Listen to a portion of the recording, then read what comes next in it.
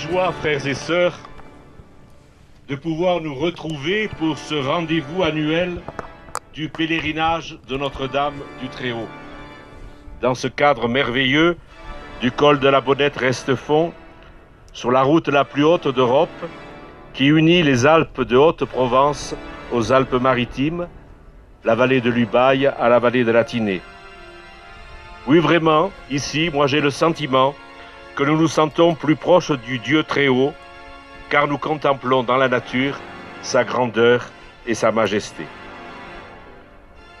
Lorsque j'étais jeune prêtre dans cette paroisse, voilà maintenant 45 ans, j'entendais les anciens me dire ce proverbe « Les montagnes se regardent et les hommes se rencontrent ».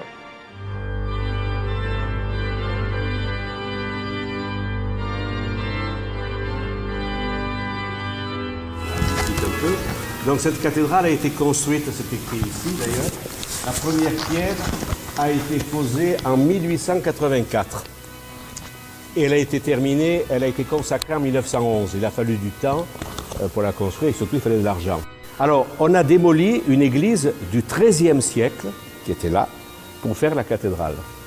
Aujourd'hui on ne ferait plus une chose comme ça. Hein. Voilà. Mais elle était très petite quand même, elle était à la taille de la population. Voilà. Alors, on a quand même gardé les œuvres d'art qu'il y avait. Il y a des bréas, en particulier de très beaux bréas, que je vais vous montrer en passant. Et on les a gardés en souvenir, bien sûr, de l'ancienne église et puis de la valeur que ça avait déjà à l'époque. Au XIXe siècle, ils avaient compris l'importance. Eh bien, chers amis, chers frères et sœurs, nous voici réunis devant l'oratoire de Notre-Dame du Très-Haut, qui depuis 1963 veille sur cette route de la Bonnette-Restefond. Vous avez remarqué que sur la plupart des cols de nos Alpes, les croyants ont placé, même sur les sommets aussi, des croix ou des statues, soit de la Vierge Marie, soit d'un saint. Par ce geste, les voyageurs et les bergers se plaçaient sous la protection céleste, car les routes et les chemins n'étaient pas aussi sûrs qu'ils ne le sont aujourd'hui.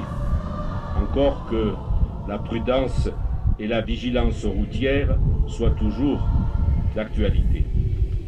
L'oratoire de Notre-Dame du Très-Haut a été installé à l'ouverture de la route en 1963 pour accomplir un vœu que les autorités et la population de Saint-Étienne avaient formé à la suite de l'évacuation le 10 juin 1940 à pied, dans des conditions extrêmement éprouvantes, le village de Saint-Étienne lors de la Deuxième Guerre mondiale.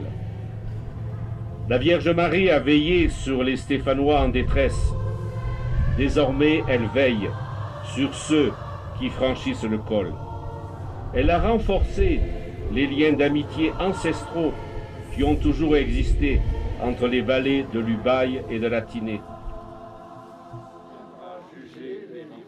Cette route au cœur du parc du Mercantour nous permet de découvrir tout à la fois la beauté de la nature, création de Dieu, et sa fragilité que nous sommes appelés à protéger, comme nous le rappelle le pape François dans son encyclique Laudato Si.